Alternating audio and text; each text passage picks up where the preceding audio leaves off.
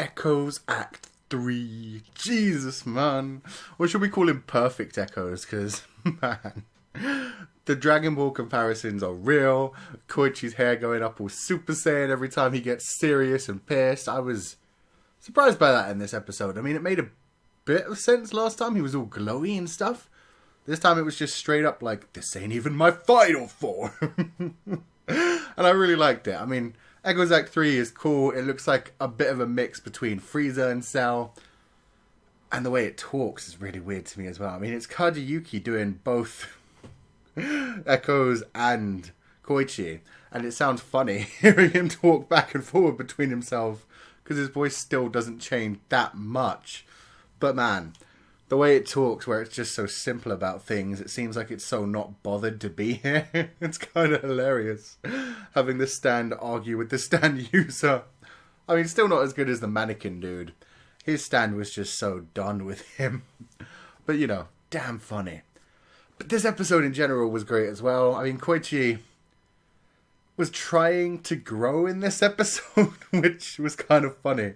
I mean, he felt like Jotaro was just not trusting him at all. He felt like he was being underestimated now that he had Echoes Mark II.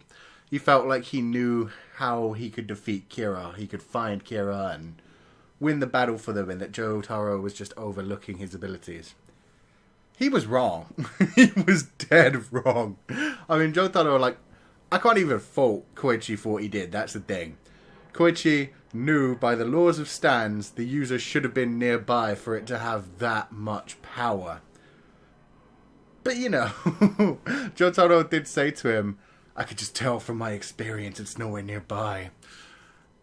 And yeah, I can't fault Koichi for just not believing that bullshit. He didn't have any reason for it. It was just literally he could sense it. And to be fair, Jotaro has been through a bunch of shit when it comes to enemy stands. So, yeah, he did manage to sense it, but yeah, I wouldn't have trusted that either. It was just great. Anyway, the idea of it being like a heat-seeking bomb thing, making sure it at least kills one person before it returns to the hand.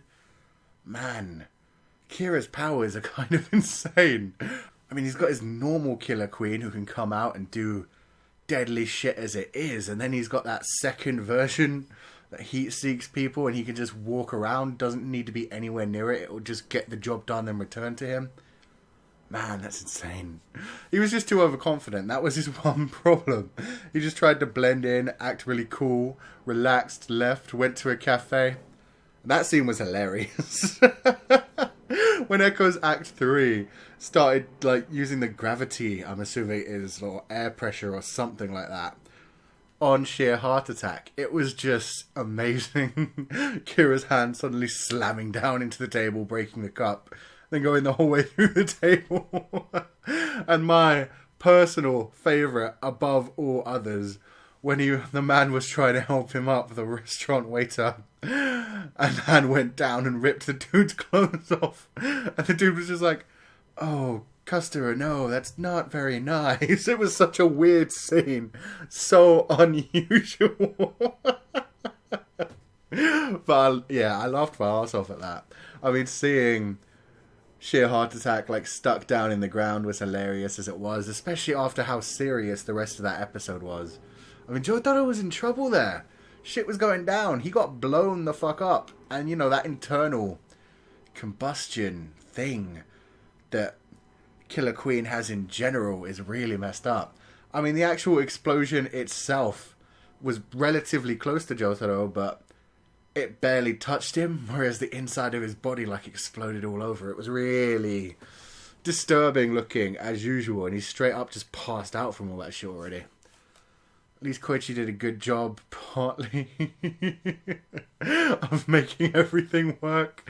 But then there was, of course, this stupid thing that ruined everything. Like, he had it perfectly stuck, running into walls, continuously chasing after the sizzle, which was hilarious. But then for some reason the oven just kept getting hotter anyway, and fucked up everything. I mean, I already found it weird, to be fair, that Koichi was like, oh good, it's safer now, I'll just take the time and cool Jotaro. Because, Jesus Christ, man, you don't do that. You may have got it, like, sidetracked for now, but you never know what's going to go wrong. You don't just sit there and call someone on the phone. You damn well grab Jotaro and continue dragging him out of that house. If you don't have a mobile phone, which I'm assuming they didn't have back then, you know, just call the hospital. Get him to the hospital and Josuke can meet you there to heal Jotaro. Oh, man. So that was insane. He was a bit too overconfident. But, you know, he has leveled up now. He's got the Echoes Act 3. With its new weird gravity or wind pressure, I'm not quite sure yet, powers. Which is really cool. Should be really good against enemies in the future that are speed related. Man, when it showed up, it was doing like the Dragon Ball shit. Transporting rather than just moving, but actually just moving that kind of speed. Man, I'm looking forward to it actually fighting. I really am. I mean, it just punched a few times and bang, the gravity piled up. So I want to see what it can do on an enemy that thinks properly rather than just that automaton kind of structure. So yeah, I had a lot of fun in this episode. It was incredible to me. Kira, still a beast, bringing in a comedy this time round, which was weird to me. And, you know, Koichi, you know, trying his best, if nothing else. I mean, he always got Jotaro killed, but as I said, I can't blame him for the way that he acted of trying to figure out where Kira was. And, you know, just a bit too overconfident at the end. But yeah, we'll see what happens in the next episode. This one was amazing to me. Kira's going to have to go back and retrieve his sheer heart attack, which should be interesting as it is. And I'm wondering if Josuke fully got the message of where they are at Centipede Shoes. If he even knows where Centipede Shoes is. And if he'll come to get him. Meanwhile, Koichi's out on the sidewalk with a bleeding to death Jotaro. And somehow nobody in this sleepy town has noticed this yet. Nobody in this sleepy town noticed all the huge explosive sounds coming from there. Or maybe they can't actually see or hear them. Maybe because it's a stand, that's just a visual effect that stand users see. I don't know. We'll see what happens in the next episode. This was fantastic. Action-packed. Lots of emotion. I just can't wait for next week. Kira needs to come back and switch it out for the proper Killer Queen and do his shit. So yeah, let me know what you guys thought of this episode in the comment section below. And if you enjoyed this review, wreck that like button like you mean it. Subscribe if you haven't already to see more. And I will see you guys next time.